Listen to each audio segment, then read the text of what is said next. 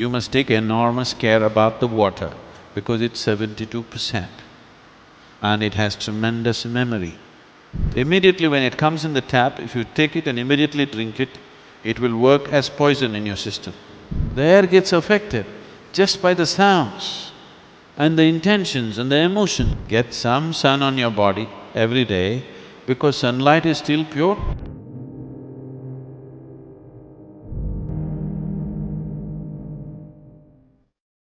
Hello, Sadhguru. So I have listened to you saying that 70% of our body is water, and if we drink the energized water, it really we can have grip on the body and mind. Is it true with the air and food that we drink? Because in the city, we have to live with the polluted air and the air-conditioned rooms in our company. So could you please explain the bhutas process in your laboratory? If you tell your company, I'm willing to work without the air conditioner, they would be too glad. It would save them a lot of money, isn't it? And it would be good for you in so many ways. But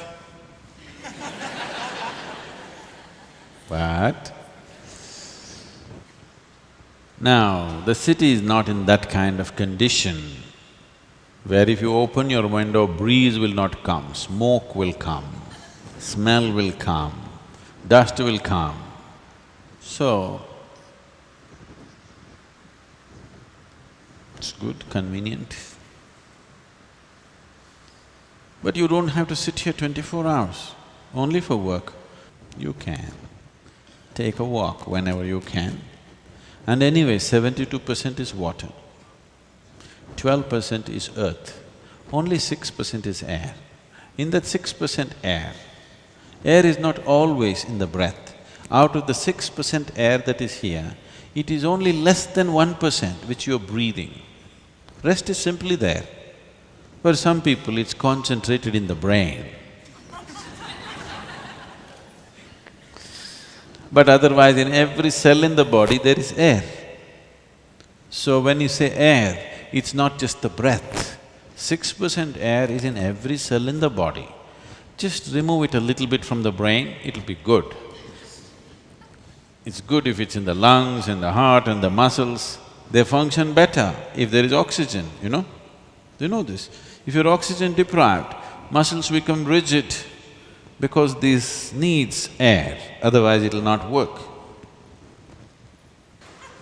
So, water is 72%. So maximum care should be taken about the water because it's 72%. If you are going to an examination,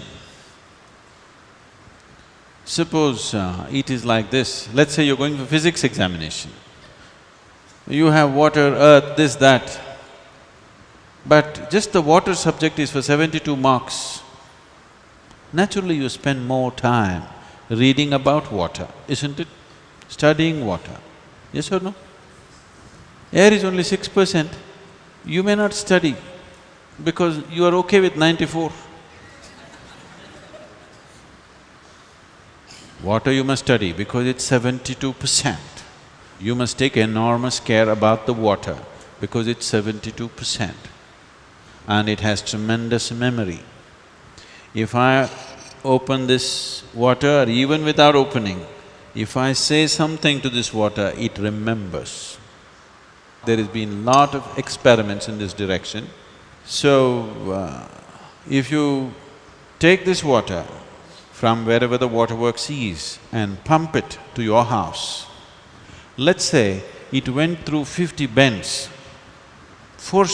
pumped forcefully with a certain force, which naturally is done, and you're living on 12th floor of the apartment, so further forced up.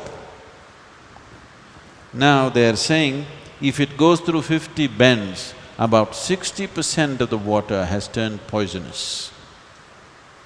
Immediately when it comes in the tap, if you take it and immediately drink it, it will work as poison in your system. If you take it and hold it for some time, it will undo itself again. Because the poisoning is not chemical, it is molecular. Molecular changes are happening, no chemical change is happening. This is why traditionally your grandmother always told you, always you must gather the water, keep it overnight in your house in a properly cleaned vessel with vibhuti and kumkum on it and one flower on it. Yes or no? In traditional homes, only tomorrow morning you drink it.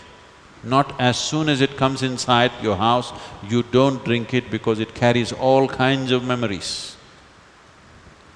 In very traditional homes, people every day do puja to the water pot. Yes? And you never drink the water as soon as it comes. You keep it, give it enough time to undo itself from whatever nonsense it has gathered so that it is suitable for you when you drink it. Water you must take care, because it's 72%. It's first class, more than passing mark. Next thing is food, because that's the earth, 12%, still substantial, isn't it? So how food goes into you, from whose hands it comes to you, how you eat it, how you approach it, all these things are important. Then comes your air, 6%. In that 6%, only 1% or less is your breath. Rest is happening in so many other ways. And it's important, especially if you have children, at least once a month, take them out somewhere, not to the damn cinema, again breathing everybody's nonsense. The air gets affected just by the sounds. And the intentions and the emotions, all the rubbish that's happening on the screen and all the rubbish that's reflecting in human minds of violence, of sex, of greed, of this and that, is affecting that limited air in that hall in a tremendous way. So instead of taking them to the cinema, take them to the river, teach them how to swim, climb a mountain. Where is mountain, Sadhguru? Himalayas is so far away. Even a small hill is a mountain for your boy. Yes? Even a little rock, just go climb and sit on one of them. Children will enjoy it immensely, they will become fit, you will become fit. And above all, your body and mind will function differently. And above all, you are in touch with the Creator's creation, which is the most important thing. Not your own rubbish that you made. Yes, it's comfortable right now, but it's not everything. So instead of going to the restaurant, instead of going to the cinema, instead of going somewhere else like that, at least once a month, it doesn't cost anything. Doesn't cost anything. You can take your rice and avkai and go and eat there. Anyway you have it. You don't have to spend money on this. Even better, if you don't want to spend money even on the bus or car, all of you cycle. Just 3 kilometers, 5 kilometers outside Hyderabad, sit on one rock, just spend time there, feel the sun. It's very important you get some sun, air, good water. Come back, you are doing bhuta shuddhi in a very natural way. It is not the ultimate type of bhuta shuddhi, but you are doing some bhuta shuddhi. This is what I was saying just now. If you take care of food, water, air is not always in your hands because you're living in a city. But water and food you can take care. And what kind of fire burns within you, that also you can take care. Sunlight has not become impure, isn't it? Get some sunlight every day, please. Get some sun on your body every day, because sunlight is still pure, isn't it? Nobody can fortunately contaminate it. And what kind of fire burns within you? Is it the fire of greed, fire of hatred, fire of resentment, fire of anger, fire of love, fire of compassion? What kind of fire burns within you? you take care of that, then you don't worry about your physical and mental well-being, it's taken care of.